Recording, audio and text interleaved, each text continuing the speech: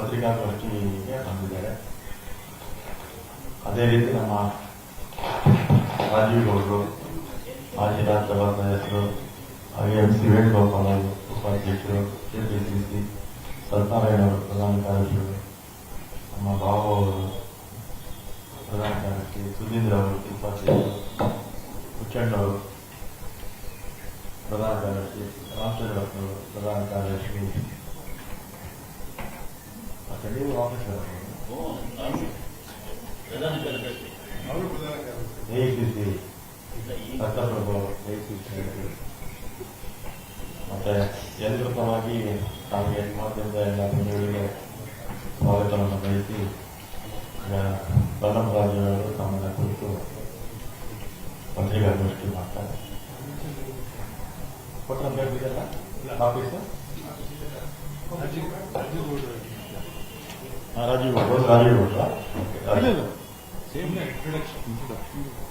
ಎಲ್ಲರಿಗೂ ನಮಸ್ಕಾರ.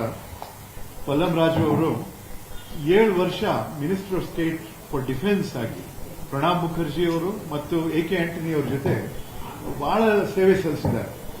Defence sector ಬಗ್ಗೆ ಇವರು original training as N engineer, ಬೇರೆ ದೇಶಗಳಲ್ಲಿ MBA ಮಾಡಿಕೊಂಡು ಕೆಲಸ ಮಾಡಿ on the defence subject army, air force, navy ಬಗ್ಗೆ ಬಹಳ ತಿಳ್ಕೊಂಡು ಅವ್ರ ಅವಧಿಯಲ್ಲಿ ಅನೇಕ ರಿಫಾರ್ಮ್ಸ್ ತಗೊಂಡು ನಮ್ಮ ಫೈಟಿಂಗ್ ಫೋರ್ಸ್ ನ ಸ್ಟ್ರೆಂಥನ್ ಮಾಡಿದ್ದಾರೆ ಬಹಳ ವರ್ಷಗಳು.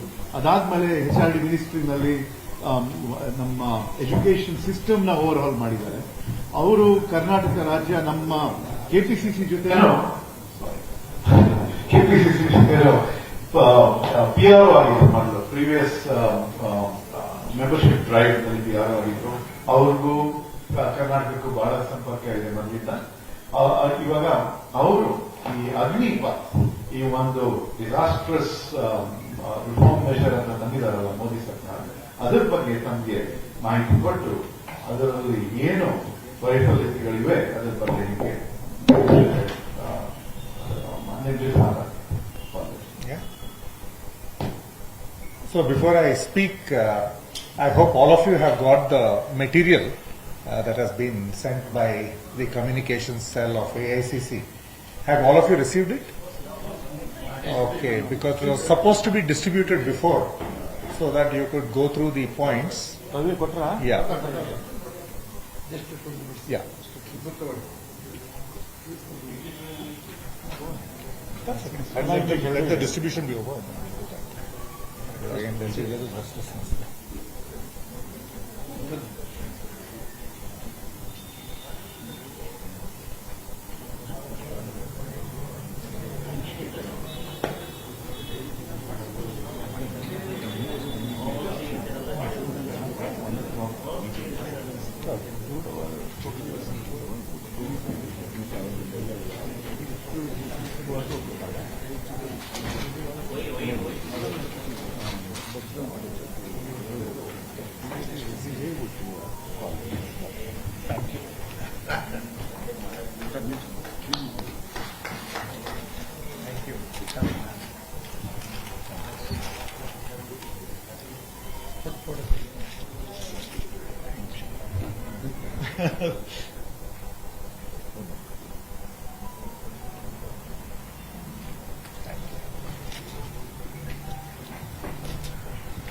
So everybody's got the material?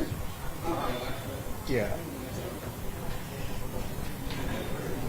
Anyway, that is more material for you to refer when you're actually doing the article on the subject. So if everybody is ready, I can start the press meet. Yeah? The print media, everybody is ready? Okay, fine. So at the outset, I would like to thank Senior Congress Leader Ramlinga Reddy Garu and my friend Mr. Rajiv Gowda for the generous introduction. And I'm happy that my friend Mr. Venugopal and my friend Mr. Sudhindra are also present in the press meet. And of course, all the other office bearers for being in the press meet along with me. This is a very, very important subject in terms of the operational preparedness and the competitive abilities of the armed forces. And at the outset, I would like to make it very clear that the Congress party is committed towards strengthening the security of our country and the operational efficiency of our armed forces. We are committed towards that. And our record when we were in government reflects that. Now, as far as this particular Agnipath scheme is concerned, our first call is to ask the government to withdraw the scheme because we feel that it seriously compromises our competitive capability and our operational preparedness, especially against the challenges that we face today. Like the previous scheme for the farmers that this government has introduced, without applying it mind or without following any consultative process, you know that it resulted in the death of over 700 farmers, which was unnecessary. In a similar manner, again without consulting the stakeholders or putting it for discussion in Parliament, they have come about with this scheme, this Agnipath scheme, which we feel seriously jeopardizes the security preparedness of the nation. And we want to talk about it because this is a matter that affects us, and it also is an insult to the aspirations of the youth of the country today. If you look at the aspiration of most of the youth all over the country today, they associate a feeling of pride and a continuation of a proud tradition when it comes to joining the armed forces. It is not a job. It is an association. It's a lifelong commitment. They're willing to give their lives for it. And this is one avenue that most of the children aspire for. They feel proud. The families feel proud. And now, with this decision, it has been reduced to a contractual obligation, which is the most unfortunate insult that this government can heap on the youth of the nation today. Today we have a number of challenges. We have the Chinese breathing across our neck, across the line of actual control for over 2 years now. We have challenges on the western border, and we are way short of our operational capabilities. In such a situation where we haven't had hiring for 2 years, you are further compromising the preparedness of our armed forces by looking into the economic aspect and not into the preparedness aspect. We understand, as a responsible national party, we understand that we have to follow economic prudence when it comes to certain decisions. We understand that today the salaries and the pensions bill together constitutes 54% of the defense outlay. We also understand that the ratio of the revenue expenditure against capital acquisitions has reduced to 80:20, where optimally it should be 60:40. We understand the economic imperative, but those economics should not be applied to the hiring of our youth. It is an aspiration for them, it is a matter of pride for them.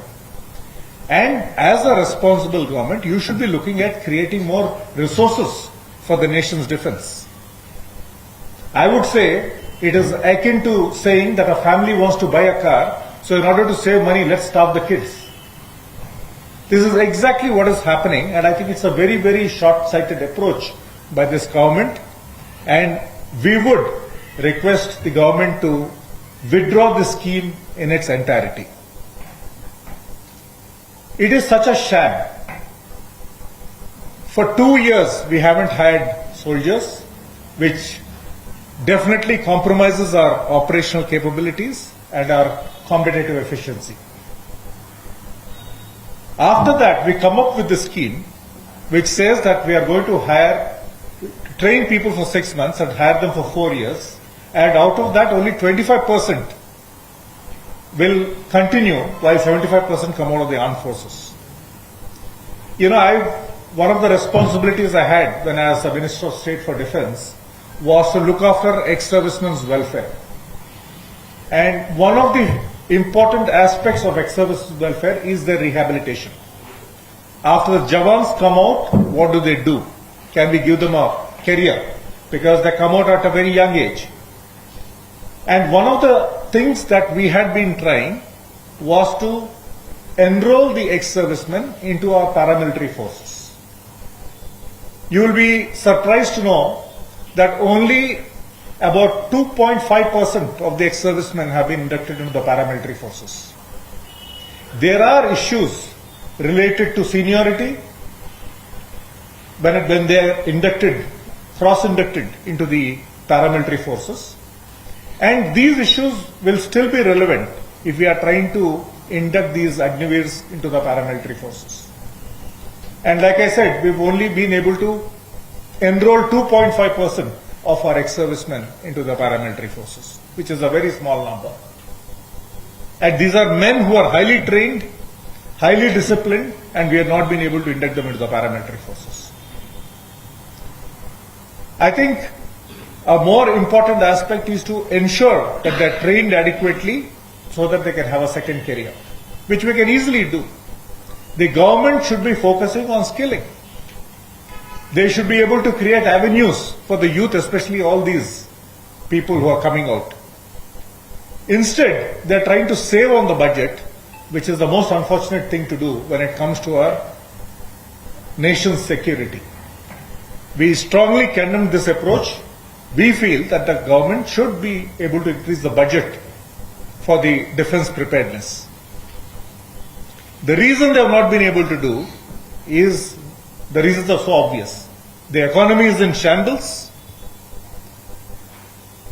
The unemployment rate has been the highest in over 45 years. And according to a report, a credible report, the middle class in India has shrunk from 99 million to 66 million. So that means our spending capability is reducing. People are either on the verge of being kicked out of a job or losing a job, and we have not been able to create any new jobs, irrespective of all the high-sounding names this government has come up with. And now, to add insult to injury to the aspirational youth of this country, they are destroying the dream that most of them aspire to be. Again, I am mentioning, this is a position that most people associate with a feeling of pride. They want to be in the armed forces. They want to sacrifice their lives for the country. And you are taking away that opportunity from these people. So we appeal again to withdraw the scheme. The late General CDS, General Bipin Rawat, in fact wanted to increase the age of the Jawans to 56 years. He knew that there were not enough avenues once the Jawans come out of the armed forces. So I think, keeping his memory, this government shouldn't be doing such things. I think it's a matter of shame that they are attempting to do this. And today, there are so many security aspects that we need to prepare for. The warfare theater is changing. It is asking for faster responsiveness. The weapons and the systems are getting increasingly sophisticated, which again calls for a larger degree of training. In such a scenario, You're curtailing the training to 6 months and you're curtailing their career to 4 months. So I think this is going to seriously jeopardize the national security, and we would like to call for its complete withdrawal. On the jobs front, the record of this government has been abysmal.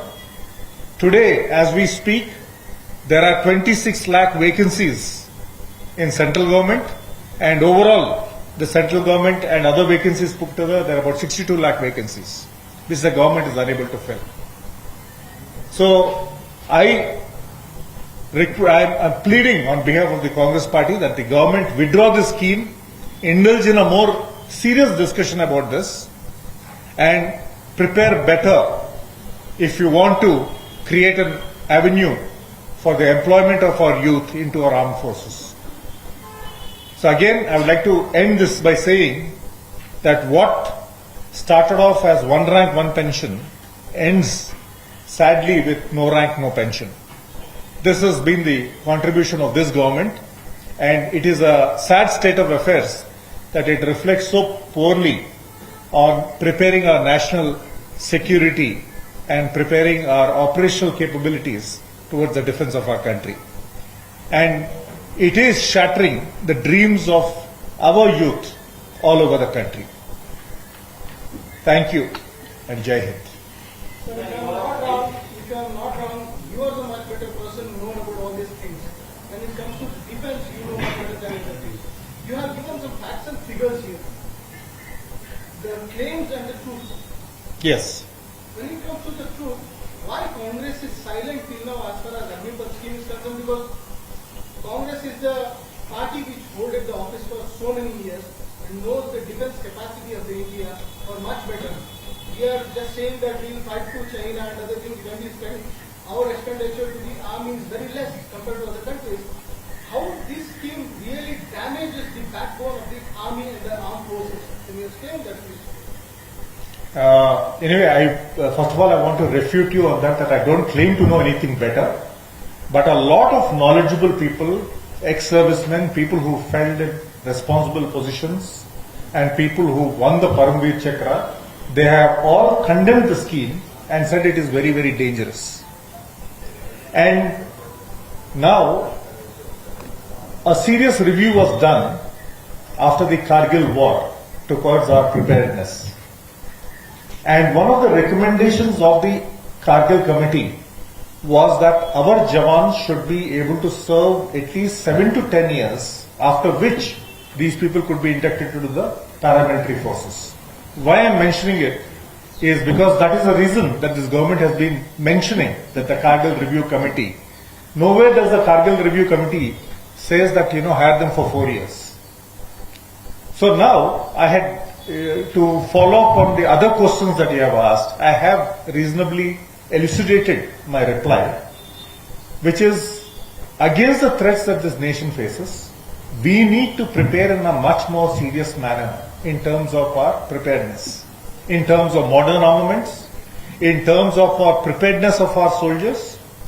And so we seriously feel that the 6 months of training and 4 months of a career puts them neither here or there, doesn't give them the required experience to handle the modern weaponry that is coming into warfare today. If you look at the streams in Air Force and Navy, they emphasize on a lot of engineering. If you look at the Navy, they train their engineer, they have to be an engineer because these guys are out at sea and they have to look at the preparedness of the platform that they're, whether it's a submarine or a ship. So that is why that efficiency is needed. It is the same thing that is desired of the army, which is the larger force of the three. But a 4-year period doesn't prepare them adequately towards that operational preparedness. But government is claiming that we will give, when Israel is doing it, when other countries are doing it, why can't we, being the largest armed forces country and we are spending a lot? See, this is again, I would say at this stage, it is an experimental thing. And they should have experimented it as a parallel stream instead of using as the main avenue for inducting people into the armed forces. Because this is not enough. This period is not enough. One of the army chief justified decision and said that the army is not a recruitment agency. It is a service for whoever interested come on. What is it? You are absolutely right. It is not a recruitment agency. It is an agency where people get in with the single desire to sacrifice their lives for the country. And it is with that feeling of pride that all the youth want to get into the armed forces. They don't want to get into a contract. They want to commit their lives. They want to have a career in the armed forces. It is a matter of pride for them. It is the continuation of a proud tradition. If you look at actually most families in a lot of states, entire families, entire villages have people who served in the armed forces. It's a matter of pride for them. And you are going to, after 4 years, determine that 75% are not fit to continue in the army. Just imagine the feeling of shame that they will have. The government is again saying, sir, that you are provoking those who came on street and they are protesting against this scheme, which is saying that we will give proud patriotism to the youth. See, unfortunately, what happened, we condemn the burnings and all that, but what happened on the streets, the burning of trains and the people coming out, was a spontaneous reaction by the youth. They felt offended. They felt hurt.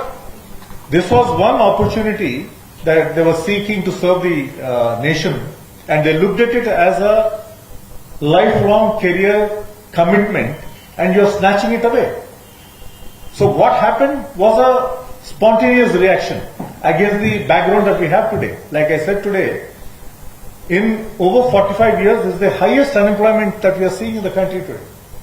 And no scheme that the government has brought forward has been able to give reasonable employment. Neither has it been able to bring reasonable amount of skills to these youngsters so that they can go and look for a job elsewhere. Against this failure, they are bringing in this scheme, which is like a slap across the face of kids who are already hurt. I have my last question. The three forces chiefs are coming to the camera and they are speaking very spontaneously on this issue. And they are saying that it is a great scheme. Do you think they have been forced to do it, or somewhere the armed forces are compromising with the patriotism or the nation's security? See, like I said in the beginning, the Congress party respects our armed forces. We are all for strengthening their arms. We are all for strengthening the operational capabilities and the preparedness of the nation. And we do not want to cross words with the chiefs of those who are at the helm of affairs. But this is such a scheme, we can see it by the comments of people who have served in the armed forces, people who are distinguished and who won meritorious awards. They've all been commenting on this. They say that it seriously compromises the capabilities and the combat efficiency of the armed forces. It is not that we are saying it. We are saying it based on their words. And that is why we are telling the government to withdraw this. When you have a scheme like this, or when you intend to save money, please bring it up for discussion. I don't think the nation's security should be compromised in order to save money. And that's exactly what is happening today. But you are saying government like a national security. It is not an insult to our youth. You are right. It is an insult to our youth because they are looking at it as a lifelong commitment, and you are sort of reduced it to a contract. Speaking on the financial aspect, do you have any plans apart from this to cut down the military expenditure as in for the pensions? Because a huge chunk goes to the pensions. Like I said in my speech today, out of a budget of 5,25,000 crores for the armed forces, 54% of that is going towards salaries and pensions. And only about, I think, 24% of it is available for capital expenditure, that is buying new platforms. So which reduces it down to a ratio of 80% for revenue expenditure and 20% for capital expenditure. Whereas the optimum ratio should be 60:40. So we know the realities. But in such a situation, when we have a security threat across the borders, the government should be giving more budget to the army, to the armed forces. And if you look at it as a comparison of percentage of the national expenditure, If they allocate more budget to army, the ratio remains the same, right? no, I'll tell you. Now, because then you will be increasing the capital spend. You can give more money for the capital spend, which is what is needed. And if you look at the comparative figures, if you compare it to 2017 to 18, to the today's budget, it has reduced from 17% of the national spend, overall national spend, to 13%. In fact, we should be doing the reverse. We should be jumping it up much more, especially with this Chinese security threat across the border.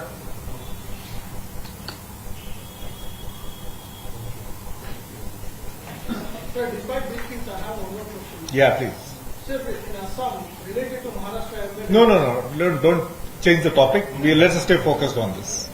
So from Monday, No, sir, they have given CRPF security. No, it's not. So Central Reserve. It's not related to this subject.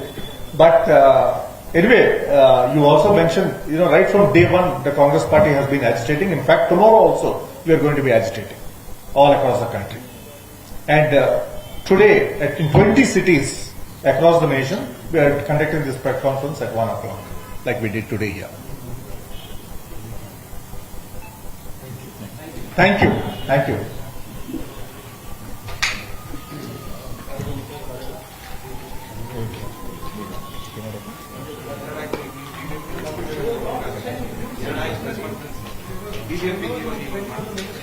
ಸ್ವಲ್ಪ hard copy Okay, you are.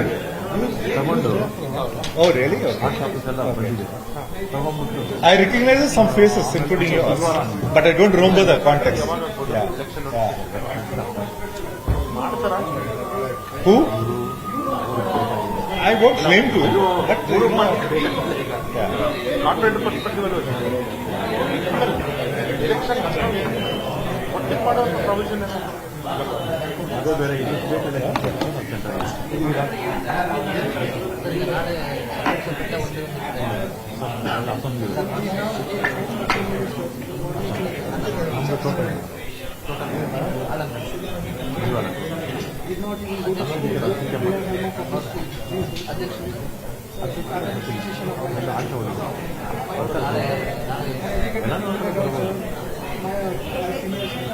ಬುಧವಾರ ಮಾಡ್ತೀವಿ BJP ಸ್ವಲ್ಪ hard copy You're from Bangalore?